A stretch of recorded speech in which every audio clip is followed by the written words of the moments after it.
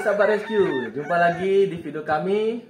Kali ini kita akan membahas tentang dunia kesehatan, dimana kita kali ini akan membahas perdarahan. Bagaimana cara melakukan penanganan perdarahan, tekniknya seperti apa, supaya darah itu bisa dihentikan. Kita akan ngobrol santai bersama Bapak Agus Pratyana. Saksikan video ini.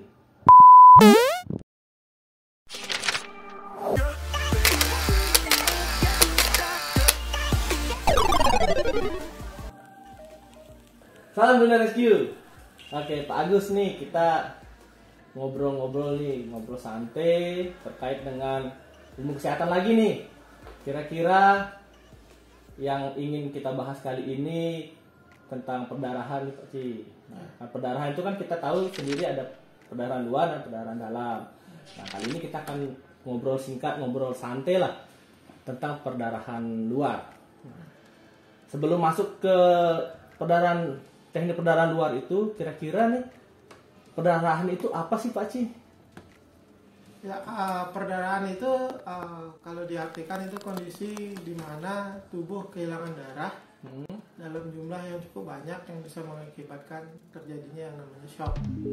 Jadi itulah yang harus kita cegah, bagaimana kita menghentikan perdarahan tersebut sehingga nantinya korban atau yang mengalami perdarahan tersebut tidak sampai terjadi shock atau kehilangan nyawa.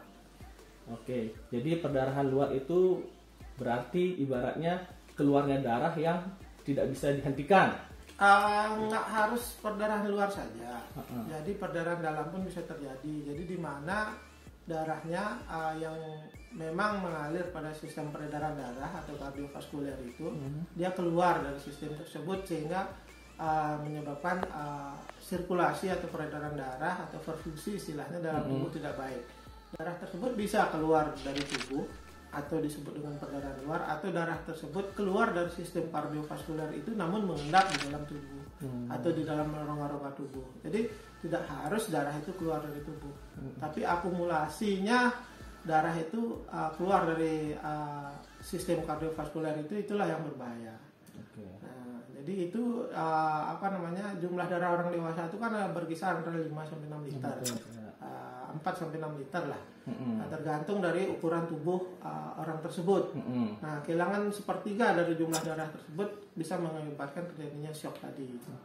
Nah, jadi contoh-contoh perdarahan luar kan kita tahu.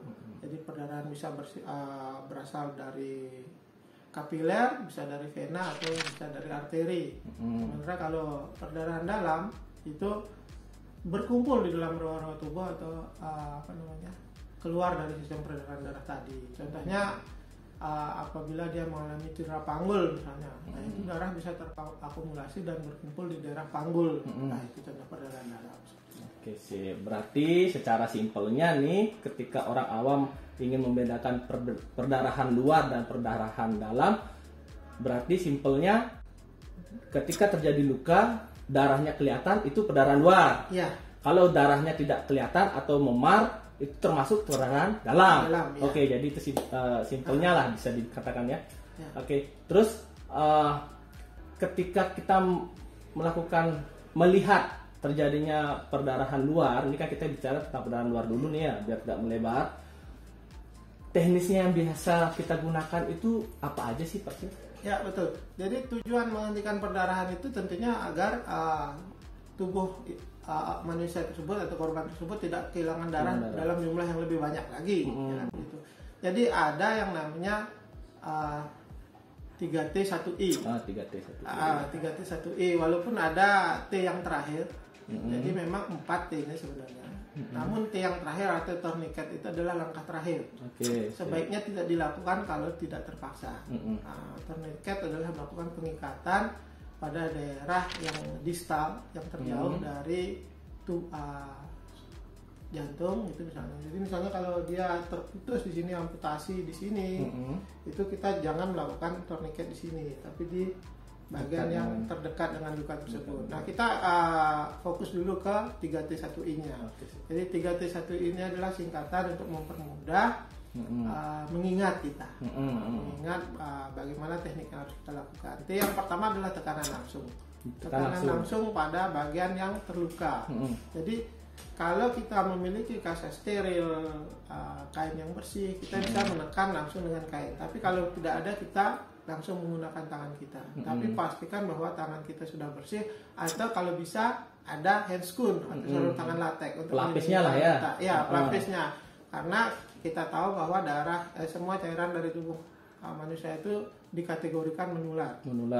Karena kita tidak pernah melakukan pemeriksaan terhadap darah korban. Kita tahu ini udah ketemu korban, sudah berdarah. Nah, sekarang sejarahnya kayak gimana, orang ini riwayatnya kayak gimana, kita nggak tahu kan ya? Ya betul, kita nggak pernah tahu sejarah riwayatnya. Jadi pentingnya kita melakukan pencegahan dini, mulai dari mencuci tangan, ada disinfektan, sterilisasi dan lain sebagainya. Kemudian kita pakai handscoon untuk mencegah sentuhan langsung. Misalnya lukanya terjadi di lengan bawah, nah, di bagian anterior, di bagian depan seperti ini. Nah, kita bisa langsung tekan langsung pada bagian lukanya dengan tangan, atau kita menggunakan kaca steril, kita pasang, kita tekan sampai perdarahannya berhenti. Nah, kalau terjadi perdarahannya banyak, itu jangan sampai kaca steril yang kita pakai itu kita tekan penuh dengan darah, kita buang, kita ganti. Jangan. Karena itu sama aja kita dengan menguras darahnya gitu ya. Ya betul, menguras darah korban. Sehingga yang harus kita lakukan adalah kita tekan, tambah pembalutnya. Tapi ketika kita menambah pembalut, itu kan nanti akan bertumpuk banyak. Tumpuk tuh besar, tinggi. Kalau terlalu tinggi kan sulit juga. Nah, jadi kita akan lakukan langkah yang kedua. Kita tinggikan bagian yang luka lebih tinggi dari jantung. Oke, itu yang kedua nih. Ya, memang perdarahan ini kita tangani untuk terutama di alat gerak, baik alat gerak atas maupun alat gerak bawah.